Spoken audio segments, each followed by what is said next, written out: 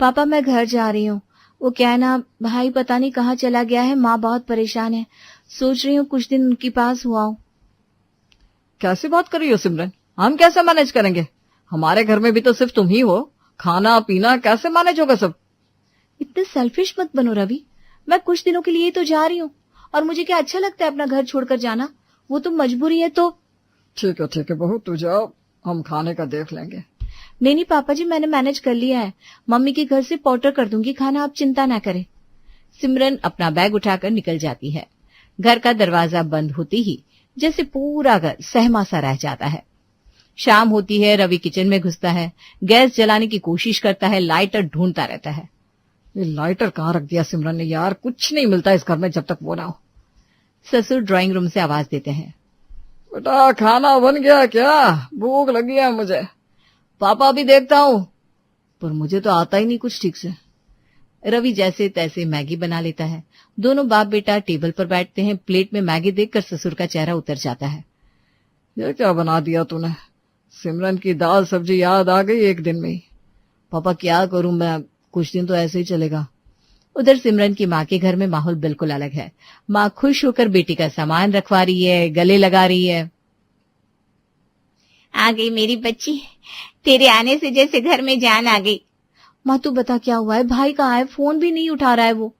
माँ सोफे पर बैठ जाती है, आंखों में पानी आ जाता है। बेटा क्या बताऊं तुझे, तेरे पापा के जाने के बाद से वो लड़का बिल्कुल बिगड़ गया है। नौकरी करता है, पैसा भी आता है, पर पता नहीं कहाँ उड़ा देता है सारा। घर का किराया, बिजली का बिल सब मैं अपनी पेंशन से भर रही हूँ। माँ ये तो गलत बात है, उसको समझना चाहिए ना, अब घर की जिम्मेदारी उसी की है। समझाया बहुत बार पर सुनता ही नहीं। रात को देर से आता है, जाने कहाँ जाता है वो। मुझे तो डर लगता है बेटा अकेले रहते हुए। सिमरन माँ का हाथ पकड़ लेती है। माँ एक बात कहूं, तू मेरे साथ चल मेरे घर। कितने दिन हो गए तुझे अकेले यहाँ देखकर, मुझे भी ठीक नहीं लगता।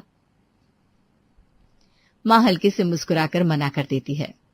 नहीं बेटा ये बात अच्छी नहीं लगती, बेटी के घर है, और वैसे भी तेरा घर इतना बड़ा नहीं है। तू वहां एडजस्ट करेगी, फिर मैं भी आ जाऊं तो दिक्कत होगी सबको। मैं यही ठीक हूँ अपने घर में। पर माँ बस कर बेटा, तू बता तेरा घर कैसे मैनेज होगा? तू तो आ गई यहाँ। वो मैंने रवि को बोल दिया है कि टिफिन लग जाएगा यहाँ से। इतने में दरवाजा खुलता है। भाई अंदर आता है, हाथ में मोबाइल लिए बेफिक्र अंदाज में। अरे दीदी तू आई हुई है, कब आई? तू बता कहाँ था इतनी देर से? माँ कितनी परेशान थी। यार छोड़ ना दीदी, एक गुड न्यूज है, मेरी जॉब लग गई है दूसरे शहर में, पैकेज भी अच्छा है।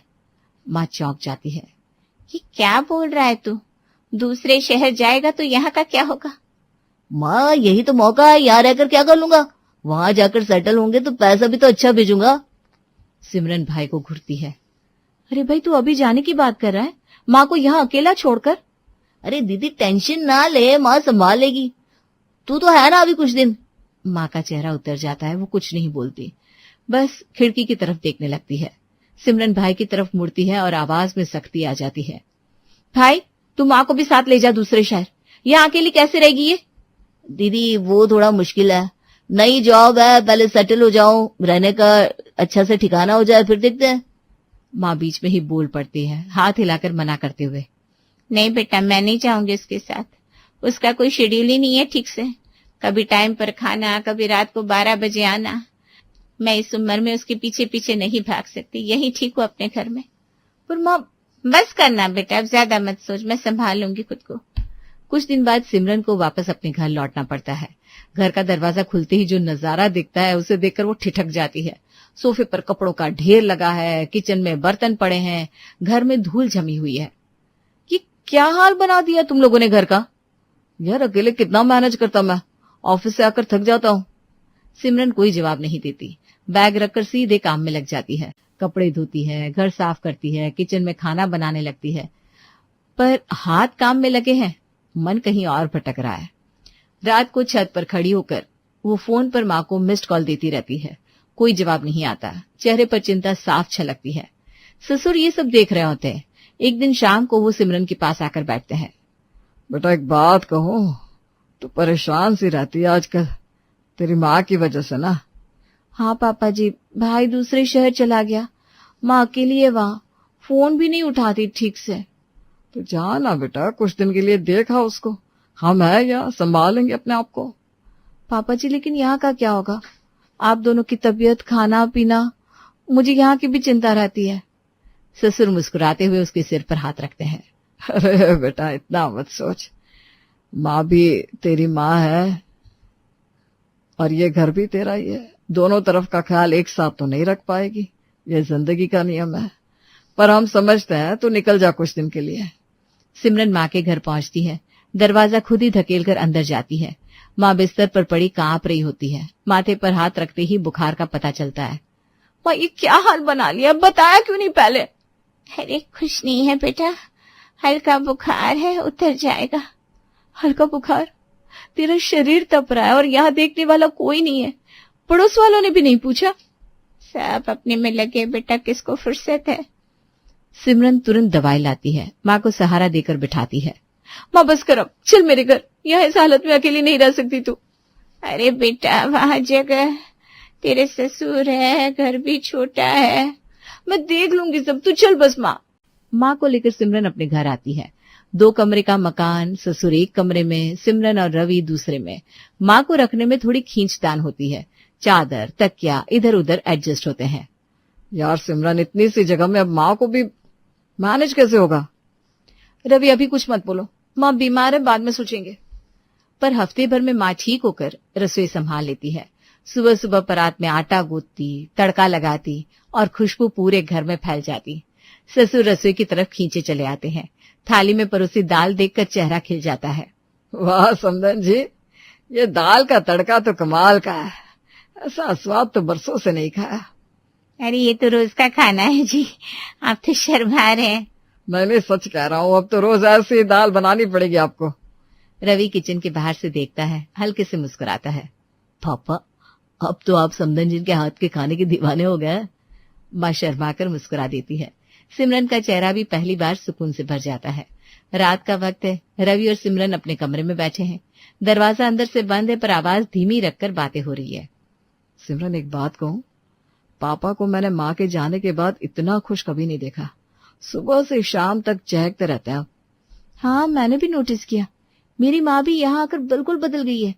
उसकी आंखों में जो सुकून है वो अपने घर में कभी नहीं दिखा मुझे। तो फिर एक बात बोलूं, मेरा दिल कहता है माँ को हमेशा के लिए यहीं रख लें। क्या तू भी यही सोचती है? सिमरन की आंखों में चमक आ जाती है, पर अगले ही पल वो झुक जाती है। रवि सच बताऊं, मैं भी यही चाहती हूँ, पर डर लगता है। लोग क्या कहेंगे? बहू अपनी माँ को बुलाकर ससुराल में बसा रही है। समाज वाले तो बात बनाने में 1 मिनट नहीं लगाते। अरे छोड़ो ना जमाने की बात। जमाना तो तब भी बोलेगा जब तुम्हारी माँ अकेली बीमार पड़ी रहेगी और हम कुछ नहीं करेंगे, तब भी ताने मिलेंगे ना। हाँ ये बात तो सही है, पर पापा को पूछना पड़ेगा ना, उनकी मर्जी भी तो जरूरी है इस घर में। दूसरी तरफ ड्राइंग रूम में ससुर अपनी कुर्सी पर बैठे चाय पी रहे होते हैं। नजर पर्दों पर जाती है जो माँ ने कुछ दिन पहले बदले थे। अरे ये पर्दे तो समधन जी ने बदले ना, कितना सुंदर लग रहा है घर में। पहले तो ध्यान ही नहीं गया इन सब चीजों पर। माँ बेडरूम में बेडशीट झाड़ते हुए आती है। जी हाँ, मुझे यही वाला कलर पसंद आया था, सोचा बदल दूं पुराने वाले। बहुत अच्छा लग रहा है घर अब। पहले तो जैसे घर में सिर्फ दीवारें थी, अब जैसे घर में जान आ गई है। माँ हल्के से मुस्कुरा देती है, थोड़ा संकोच भी छलकता है। अरे ये तो छोटी छोटी बातें हैं जी। नहीं समधन जी, छोटी बातें नहीं होती है, घर को घर बनाने वाली ही बातें हैं ये। इतने में रवि और सिमरन कमरे से बाहर आते हैं। ससुर के पास सोफे पर बैठ जाते हैं। पापा एक बात पूछनी थी आपसे। हाँ हाँ बेटा बोलो। पापा अगर माँ यानी सासू माँ हमेशा के लिए यहीं रह जाए हमारे साथ, तो आपको कैसा लगेगा? ससुर का चेहरा एक पल को गंभीर होता है, फिर मुस्कुराहट फैल जाती है।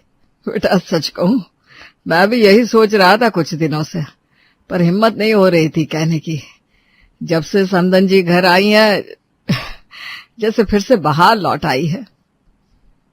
माँ शर्मा कर बीच में बोल पड़ती है। अरे आप लोग मेरी वजह से इतना मत सोचो, घर छोटा है, मैं एडजस्ट। सिमरन उठकर माँ के पास जाकर बैठ जाती है, हाथ पकड़ लेती है। माँ बस, अब और बहाने मत बना, तू यहीं रहेगी हमेशा के लिए। बाकी घर की जगह हम देख लेंगे, थोड़ा सेटअप बदल लेंगे। हाँ माँ, और जगह की फिक्र मत करो, हम कुछ न कुछ रास्ता निकाल लेंगे। ससुर चाय का कप रखकर खड़े होते हैं, संतोष से मुस्कुराते हैं। तो बात फाइनल समझी जाए। रवि कुछ दिनों से प्रॉपर्टी डीलर के पास जा रहा होता है। एक शाम थका हारा घर लौटता है, सोफे पर बैठते ही लंबी सांस छोड़ता है। क्या हुआ रवि, इतने परेशान क्यों लग रहे हो? यार, बड़ा घर देखने गया था आज, एक फ्लैट पसंद आया, 3 कमरे का, सबके लिए जगह हो जाती, पर बजट ही नहीं बन रहा, इतने सेविंग नहीं है हमारे पास। कितने का पड़ रहा है?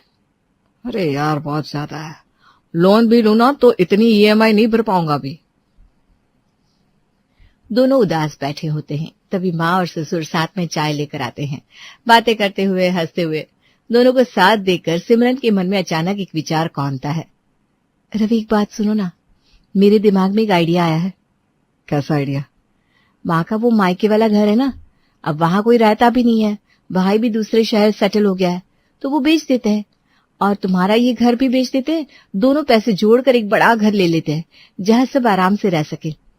रवि की आंखों में चमक आ जाती है। यार, ये तो 1 नंबर का आइडिया है, पर पापा और माँ मानेंगे क्या इस बात के लिए? चलो ना, उनसे ही पूछते हैं। दोनों ससुर और माँ के पास जाकर बैठते हैं। सिमरन सारी बात समझाती है। ससुर पहले चौंकते हैं, फिर सोच में पड़ जाते हैं। बेटा, घर बेचना कोई छोटी बात नहीं है, पर बात तो सही कह रही है तू, यहाँ जगह कम है और हम सब साथ रहना चाहते हैं, तो रास्ता तो यही निकलता है। पर बेटा, वो मेरा पुराना घर है, इतनी यादें हैं वहां। सिमरन माँ का हाथ पकड़ लेती है। माँ, यादें दिल में रहती है, ईंट पत्थर में नहीं, और नया घर हम सब मिलकर बनाएंगे, वहां नई यादें बनेंगी। माँ की आंखों में आंसू आ जाते हैं, पर सिर हिलाकर हाँ कर देती है। कुछ महीनों बाद दोनों घर बिक जाते हैं और एक बड़ा प्लॉट लेकर नया घर बनना शुरू होता है। निर्माण के दौरान रवि और ससुर हर डिजाइन, हर कलर, हर सामान के लिए माँ से पूछते हैं। समदन जी, किचन का ये कलर कैसा रहेगा, जरा बताइए आप। अरे जी, आप लोग बड़े हैं घर के, आप तय करिए। नहीं नहीं नहीं, आपकी पसंद के बिना इस घर की एक ईंट भी नहीं लगेगी। रवि हंसते हुए सिमरन से कहता है। देखा सिमरन, पापा तो अब हर चीज में सासू माँ की राय लेते हैं। सिमरन मुस्कुरा देती है। अंत में घर बनकर तैयार होता है। बड़ा सा आंगन, खुली खुली रसोई, हर कमरे में माँ की पसंद की झलक। पूरा परिवार नए घर के सामने खड़ा होकर एक साथ फोटो खिंचवाता है। इतना सुंदर घर, ऐसा लगता है जैसे ये घर मेरे लिए ही बना है। बनाई तो है समदन जी, आपके बिना तो इस घर की कल्पना भी नहीं हो सकती थी। सिमरन रवि की तरफ देखकर मुस्कुराती है। दोनों का हाथ थामकर घर के अंदर कदम रखते हैं। परिवार हमेशा के लिए एक साथ, एक छत के नीचे। नए घर में शिफ्ट होने के 2 महीने बाद की बात है। सुबह 6 बजे ससुर का कमरा खुलता है। बाहर आते ही वो आवाज लगाते हैं। समदन जी, वो डिटॉक्स वाला पानी बन गया क्या? जीरा अजवाइन वाला, उसके बिना तो दिन ही शुरू नहीं होता। माँ रसोई से बाहर आती है। चेहरे पर थकान साफ झलकती है, फिर भी मुस्कुराने की कोशिश करती है। जी बना दिया है, बस गुनगुना होने दो। ससुर सोफे पर बैठकर अखबार खोल लेते हैं। और आज नाश्ते में वो आलू के पराठे बनाना, जैसे परसों बनाए थे ना, वो स्वाद तो भूलता ही नहीं। माँ हल्के से सिर हिला देती है, पर अंदर से थक चुकी होती है। दोपहर का वक्त है। सिमरन ऑफिस से लंच पर घर आती है। देखती है माँ किचन में पसीने से तरबतर खड़ी है। 4 तरह की सब्जी बन रही है। माँ, ये क्या, इतना सारा क्यों बना रही है तू? इतना तो हम 4 लोग भी खा नहीं पाएंगे। अरे बेटा, क्या बताऊं, तेरे पापा को आज मूंग की दाल चाहिए तो ससुर जी को कड़ी पसंद है। दोनों की पसंद अलग है ना। तो माँ, दोनों में से कोई एक बना लो ना, सबको एडजस्ट करना पड़ता है। बेटा, मैं भी यही सोचती हूँ, पर मुंह से निकलता नहीं। आती थी जैसे लगते हैं वो, मुझे मना कैसे करूं। रात का खाना खत्म होता है। ससुर थाली किनारे रखते हुए कहते हैं। समदन जी, आज स्वीट तो भूल ही गई आप। कल वाली खीर बना दो ना, बहुत स्वाद बनी थी। जी, अभी बना देती हूँ। माँ फिर से उठकर किचन में चली जाती है। थकी हुई कमर पर हाथ रखकर खड़ी होती है। सिमरन ये सब देख रही होती है। दिल में कुछ खटकने लगता है। रात को सिमरन माँ के कमरे में जाती है। माँ बिस्तर पर बैठी पैर सहला रही थी। माँ, तू ठीक तो है ना? बहुत थकी हुई लग रही है आजकल। अरे कुछ नहीं बेटा, उम्र हो गई है ना, थकान तो होती है। सिमरन माँ के पास बैठ जाती है, हाथ पकड़ लेती है। एक बात बोलूं, कल तक तू अपने घर में सिर्फ अपने और भाई के लिए 2 रोटी बना लेती थी, गुजारा हो जाता था तेरा। यहाँ आकर तो तेरा पूरा दिन रसोई में ही निकल जाता है। माँ की आंखें भर आती है, चुप हो जाती है। माँ, सच बता, तुझे अच्छा लगता है ये सब करना या तू मजबूरी में कर रही है? बेटा मजबूरी तो नहीं कहूंगी, पर हाँ कभी कभी लगता है जैसे मैं यहाँ आई थी साथ रहने के लिए, खुश रहने के लिए, पर अब जैसे रोज मेन्यू बनाना मेरी ड्यूटी बन गई है। समधी जी को खुश रखने की जिम्मेदारी जैसे मेरे ऊपर आ गई है। सिमरन का चेहरा गंभीर हो जाता है। माँ, ये तो गलत हो रहा है। तू कोई कूक नहीं है इस घर की, तू मेरी माँ है। मैं बात करती हूँ पापा जी से। नहीं बेटा, बात मत बढ़ाना, ससुर जी का दिल नहीं दुखाना चाहती मैं, बहुत अच्छे से रखते हैं वो। माँ, अच्छे से रखना अलग बात है और हर वक्त माँ से खाना बनवाना अलग बात है। ये फर्क समझाना पड़ेगा सबको। माँ कुछ नहीं बोलती, बस खिड़की के बाहर देखने लगती है, आंखों में थकान। भाई का फोन सिमरन को आता है, आवाज में बेचैनी साफ झलकती है। दीदी माँ कहाँ है, फोन ही नहीं उठा रही। यही है मेरे घर पर, तू आ जा एक बार। भाई कुछ घंटों में पहुंचता है। माँ को देखते ही उसका चेहरा उतर जाता है। माँ पहले से कमजोर और थकी हुई दिखती है। माँ, ये क्या हाल बना लिया तूने, इतनी दुबली कैसे हो गई? कुछ नहीं बेटा, ठीक हूँ मैं। दीदी मुझे एक बात बतानी थी, मेरी शादी फिक्स हो गई है। अरे, ये तो बहुत खुशी की बात है। पर दीदी अब प्रॉब्लम यह है कि बीवी को कहाँ लेकर जाऊं, मेरा खुद का तो घर ही नहीं रहा, तुम लोगों ने माँ का घर भी बेच दिया। माँ सिर झुका लेती है, अफसोस से बोलती है। बेटा मुझसे गलती हो गई, शायद मुझे रोकना चाहिए था उस वक्त। इतने में ससुर अंदर आते हैं। भाई को देखकर कहते हैं, अरे आओ आओ बेटा, समधन जी जल्दी से खाना लगाओ, बेटा आया है। नहीं जी रुकिए, मैं माँ को लेकर जा रहा हूँ अपने साथ। अब इनकी जरूरत मुझे है, मेरी शादी हो रही है, घर चाहिए बसाने के लिए। ससुर का चेहरा उतर जाता है। नहीं नहीं, ऐसे कैसे ले जाओगे, समधन जी यहीं रहेगी, ये घर इनका भी है।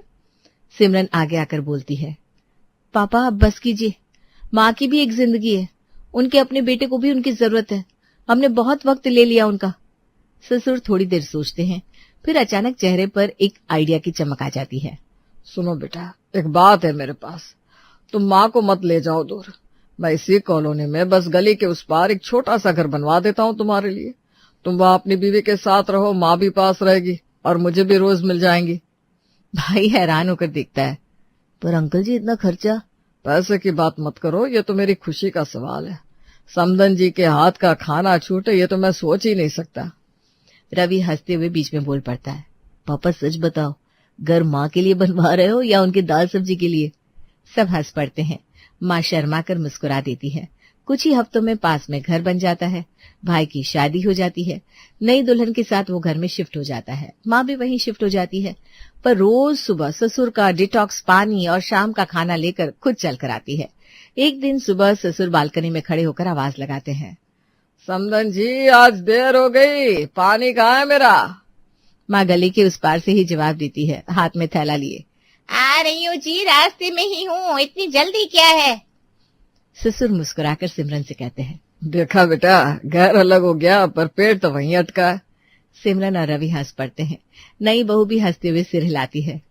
दीदी अब समझ में आया, शादी मेरी हुई है पर खाना अभी भी माँ ससुर जी को ही पहुंचाना पड़ता है। सब एक साथ जोर से हंस पड़ते हैं। गली में